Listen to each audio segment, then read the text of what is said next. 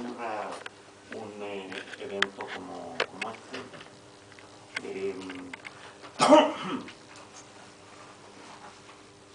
Yo soy un sobreviviente de una larga travesía por el desierto, como otro, en que el mundo académico le dio la espalda al marxismo por decreto, por oportunismo, por desencanto o simplemente por chaqueteo vil.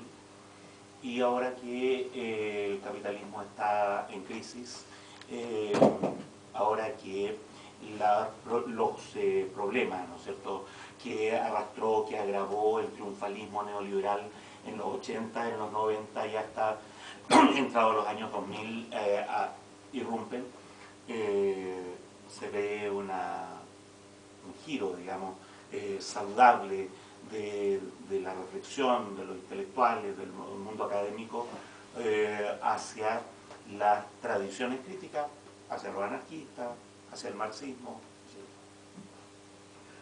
Qué bueno y al mismo tiempo qué preocupante, digamos, porque parte del efecto que ha tenido el neoliberalismo en los años 80 y 90 es magnificar el mundo académico, magnificar la burocratización del saber, convertir la esfera del saber en una esfera de reproducción interna meramente burocrática, en que los académicos usufructúan indirectamente del producto social en virtud de legitimaciones que deciden arbitrariamente entre ellos. Se supone que hay que tener universidades, se supone que hay que tener sociólogos, se supone que los psicólogos sirven para algo, se supone que los ingenieros comerciales saben algo, se supone. Y ellos eligen las certificaciones que les convienen, reducen las certificaciones al nivel de lo que son capaces de hacer. Ahora se supone que todos tienen que tener diplomado, magíster, doctorado, es decir, hay una... Y esto no solo en ciencias sociales. Yo creo que el capital debería preocuparse también de la extrema burocratización del saber en el ámbito de las propias ciencias naturales. O sea, proyectos como el bosón de Higgs, que es la partícula de Dios, o como el genoma humano, son directas estafas para el saber, digamos, que se justifican solo como reproducción académica o como movilidad del capital que está implicado, ¿no es cierto?, en esos enormes gastos que se llaman Big Science, comparados con los cuales las ciencias sociales son un pelo de la cola, digamos, ¿no? Pero un molestoso pelo de la cola, digamos, porque mucha gente con tasas de retorno moderadas, suficientes como para mantener una vida pequeña burguesa, le jode la vida a todo el mundo con la idea de que además en ese mundo académico habría algo de crítica, digamos. Junto con la burocratización del saber, lo que ha ocurrido es un proceso creciente, alarmante de burocratización de la crítica. Tal como en algún momento la mercantilización del arte llevó a que los pintores hicieran pintura para pintores, para críticos, para bancos, para que los poetas hicieran poesía para poetas, para críticos, para revistas literarias. De la misma manera ahora existen los críticos que hacen crítica para críticos, ¿sí? Y que no logran levantar la vista de los textos, de los autores de moda, de las editoriales que se supone, de la biopolítica, qué sé yo. Y entonces, qué bueno, qué saludable decir, mire, lo que vamos a tratar acá es el marxismo. Podría ser el anarquismo también, podría ser el ecologismo radical. Lo que vamos a tratar son las críticas al capitalismo. Vamos a hablar de pueblos, no de la gente, y de capitalistas, ¿no es cierto?, de depredadores, no de emprendedores, ¿no es cierto?, o qué sé yo, empresarios. Es un clima saludable y al mismo tiempo, como digo, atravesado por esta especie de sombra ominosa que no tiene ninguna proyección sobre el mundo social, que no tiene ninguna proyección sobre la política y cuyo único efecto es la reproducción de gente que se gana la vida como crítico. Tal como Marx escribió en algún momento la ideología alemana, a lo mejor ahora habría que escribir la ideología francesa. Yo hice la tarea, aquí mi colega se desviaron de la tarea, yo hice la tarea, decía críticas marxistas al capitalismo. Entonces yo pensé, la crítica marxista al capitalismo, tengo que decir eso. Pensé que iba a tener 4 horas para exponer, después me acaban de decir que son 20 minutos, entonces voy a tratar de resumir los, ¿no es cierto?, 3 tomos del Capital más los 8 tomos no publicados del Capital en 20 minutos. ¿Qué es lo sustantivo? Aquí el resumen, no se da cuenta. Marx se demoró 40 años en decir lo que voy a decir ahora. Pero pasaron 150 años, gracias a Rosa Luxemburgo, gracias, ¿no es cierto?, a los cursos del Capital, ¿no es cierto?, del Senda o del Instituto Marx Engels de Moscú. Uno puede ya decir, mire, lo sustantivo es... El punto de Marx contra el capital, contra el capitalismo, es que una sociedad de agentes económicos individuales en competencia en un mercado originariamente desigual y opaco conduce sistemáticamente al desequilibrio económico. Ese es el punto. En términos de la teoría de acción racional, el punto preciso es que una economía organizada por agentes individuales racionales tiene sistemáticamente un resultado global irracional. Marx pudo mostrar de una manera demostrativa que esas condiciones originarias del capitalismo producen una tendencia histórica y global a la baja en la tasa de ganancia. Es decir, pudo mostrar que el capitalismo como conjunto es cada vez más mal negocio. Por un lado, como conjunto, es más mal negocio. Por otro lado, los capitalistas individuales tienen que esforzarse por revertir lo que les toca de ese mal negocio, tratando de manera, ¿no es cierto?, de manera desesperada de revertir esa baja en la tasa de ganancia que se debe a la competencia, que se debe al propio progreso tecnológico, a la propia reproducción, a la propia ampliación del capital. Marx pudo mostrar de manera muy contundente que la tendencia a la baja en la tasa de ganancia conduce a crisis cíclicas globales de sobreproducción de productos, de sobreproducción de medios de producción, de sobreproducción de materias primas. Es decir, pudo mostrar que todo lo que los capitalistas hacen para revertir la falla estructural del capitalismo agrava esa falla estructural en vez de resolverla. Entonces, tenemos aquí acciones racionales que conducen a un resultado irracional y después una serie de estrategias de solución que agravan la irracionalidad del conjunto. Es decir, Marx pudo mostrar que la crisis capitalista es la esencia del sistema capitalista. El sistema capitalista no entra en crisis porque tenga alguna falla o porque los agentes económicos hagan algo mal, sino que entra en crisis precisamente porque lo hacen lo mejor posible. ¿Sí? Por otro lado, ya Marx, y eso ya excede el capital, está en los escritos económicos que rodean al capital, pudo mostrar que para salir de las crisis globales de sobreproducción, la burguesía como clase, como conjunto, requiere esfuerzos extraordinarios de acumulación de capital. Esos esfuerzos extraordinarios de acumulación de capital se traducen en una apelación, ¿no es cierto?, cíclica a la plusvalía absoluta.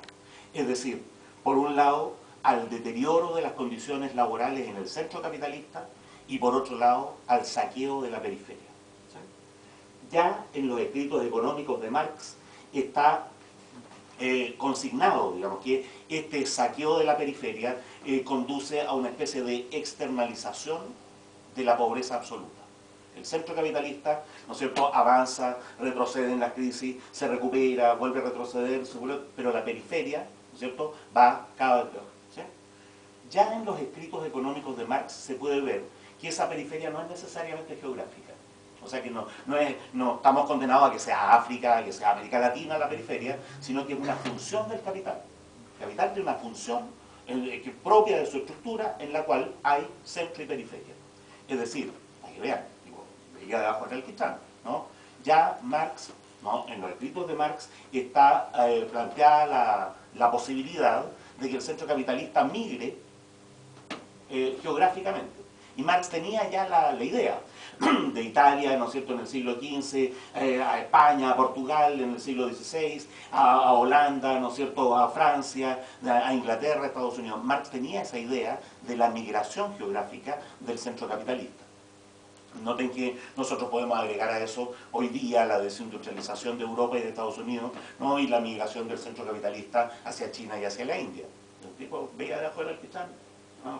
Por eso Marx, ¿no es cierto?, como Gardel canta cada día más mejor, ¿no es cierto?, la teoría marxista es cada vez más cierta. Una cuestión... Tengo un hijo que cada vez que me escucha decir Marx es como Gardel que canta cada día mejor, me dice, no, ahora tenéis que decir como Kurt Cobain, que canta cada día mejor. Bueno, pero son cuestiones de... Marx, en los escritos de Marx, ya está planteado, ¿no es cierto?, la falta de cálculo estratégico, la necesidad de falta de cálculo estratégico. Los capitalistas no se pueden preocupar del cálculo estratégico, ¿no? ¿Por qué? Porque al mediano y al corto plazo simplemente quiebran. Y entonces, la falta de cálculo estratégico, de nuevo, es una característica estructural del capitalismo que conduce a la depredación de los recursos, que conduce a algo que también Marx anticipó, que es el desempleo estructural. Es decir, el hecho de que el progreso tecnológico requiere cada vez menos trabajadores, menos productores directos. Marx se planteó el problema de qué es lo que ocurre cuando hay menos productores directos, por lo tanto menos masa salarial, por lo tanto menos consumo y por lo tanto mayor posibilidad de crisis de sobreproducción. Hoy día, 150 años después de estos cálculos, nosotros podemos agregar un par de detalles. El capitalismo internamente encontró una manera de paliar las crisis de sobreproducción, ¿no? El mecanismo fundamental a lo largo del siglo XX para revertir, ¿no es cierto?, para atenuar la crisis de sobreproducción es prolongar la opresión salarial a través de empleos ficticios. Es decir, empezar a tercerizar la economía, a crear una enorme masa de productores, ¿no es cierto?, de trabajadores simplemente inútiles, cuya única función es que posibilitan la reproducción del capital. ¿Sí? La tercerización de la economía ha llevado a un cambio, ¿no?, en la hegemonía de la clase dominante. Mi opinión, como lo he dicho muchas veces, es que a lo largo del siglo XX ha ido surgiendo, junto a la hegemonía capitalista, la hegemonía de un poder burocrático que tiene que ver precisamente con este proceso, ¿no es cierto?, general de tercerización de la economía. Un poder burocrático que es congruente con la reproducción del capital, un poder burocrático que se suma a la depredación de los recursos, a la mercantilización de los servicios, pero que ahora agrega la estupidización del trabajo. Es decir, los seres humanos que realmente producen riqueza real son cada vez menores, son cada vez menos, ¿no? Y los seres humanos que están atados a la relación laboral simplemente para que se reproduzca el interés burocrático, para que se reproduzca el interés capitalista, son cada vez más. ¿Sí? Hay como una nueva clase de pobres, por decirlo así, ¿no? Por un lado, los pobres absolutos van quedando simplemente fuera, ¿no?, de la reproducción del capital, incluso de la reproducción burocrática. Por otro lado, estos pobres de espíritu que no producen riqueza real, sino que lo único que producen es una relación salarial para que alguien en otro lado produzca riqueza real y ellos puedan comprar zapatillas, qué sé yo. ¿Sí? El poder burocrático tiene además, ¿no es cierto?, el poder de tecnificar la represión, de disciplinar de una manera mucho más eficiente el conjunto social. Ese era el resumen. Creo que dije lo sustantivo. Ahora, más allá. Yo creo que, puesto ante esta situación, el objetivo de la crítica marxista hoy día no solo tiene que ser un objetivo anticapitalista, sino que tiene que ser también un objetivo antiburocrático. Es decir, no nos basta con una revolución socialista en que una vanguardia se convierta, sea la precursora, ¿no es cierto?, de una hegemonía burocrática sobre el conjunto de los trabajadores y termine usufructuando de los productores directos. No. Lo que es nuestra tarea, ¿no es cierto?, más allá de la revolución populista, más allá de la revolución socialista, es el horizonte comunista. Nuestra tarea, como marxistas, es la liberación del trabajo. Es decir, la principal reivindicación, la reivindicación estratégica, ¿no?, que apunta auténticamente hacia un horizonte comunista, es la reducción de la jornada laboral, manteniendo los salarios a costa de la plusvalía, de tal manera de forzar una redistribución de la riqueza real. La única manera en que la riqueza real llegue auténticamente a todos los seres humanos es que, en primer lugar, todos los seres humanos se conviertan en productores directos, en productores de bienes tangibles. Y claro, por supuesto, los burócratas nos dirán, pero es que el software también es un bien tangible. Sí, el software también es un bien tangible. Voy a completar la fórmula para que no quede todo el mundo sin pega, digamos, ¿no? Bienes tangibles y todos los servicios inmediatos asociados a la producción física, a la producción material. Es decir, todos los que produzcan software que finalmente contribuya, ¿no es cierto?, a hacer una máquina que haga este vaso, muy bien. Ahí hay un trabajo intelectual que tiene sentido productivo, que contribuye a la generación de riqueza real. Hay que considerar que barrer las fábricas también es un servicio inmediato necesario para la producción, ¿sí? Pero no sociólogos, pero no psiquiatras, a confesión de parte, relevo de prueba, pero no historiadores, pero no profesores, pero no médicos, pero no artistas, pero no científicos. Los productores de ciencia, los productores de arte y de cultura, los productores de servicios educacionales, los productores de servicios médicos no deberían ganar ni un peso por los servicios que prestan. Deberían producir bienes físicos en una jornada laboral cada vez más humanizada, cada vez más reducida, que les permita en su tiempo de trabajo libre y como derecho fundamental investigar la galaxia, estudiar danza, crear poemas, ser sociólogo. Bueno, no vamos a poder evitarlo, ¿no? Incluso ser, bueno, hay que asumir, ¿no?, la libertad del trabajo, ¿no?, intelectual francés, ¿no? Vamos de a poco, son cosas que no se pueden terminar de la noche a la mañana, ¿no? La principal reivindicación que tiene orientación comunista es la reducción de la jornada laboral, la reducción a costa de la plusvalía, la reducción manteniendo el salario. Asociado a eso, insisto, está el ir sacando del mercado a todos los servicios.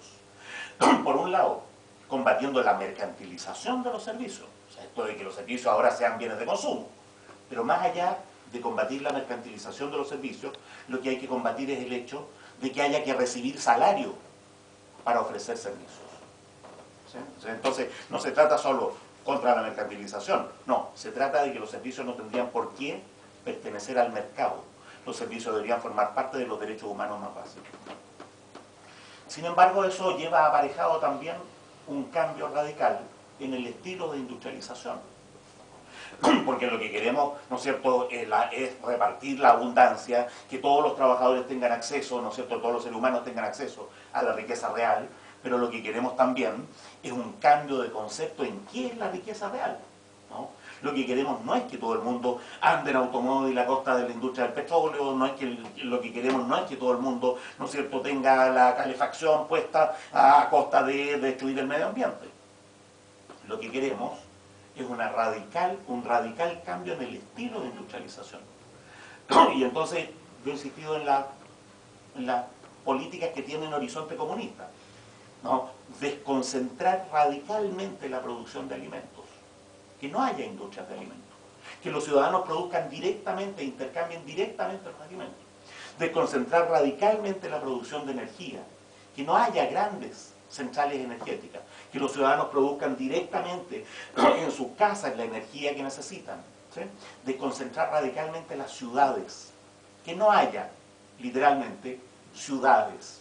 Las ciudades son, ¿no es cierto?, un engendro que solo es funcional al capitalismo y va más remate al capitalismo clásico, ni siquiera al capitalismo, ¿no es cierto?, en su forma actual.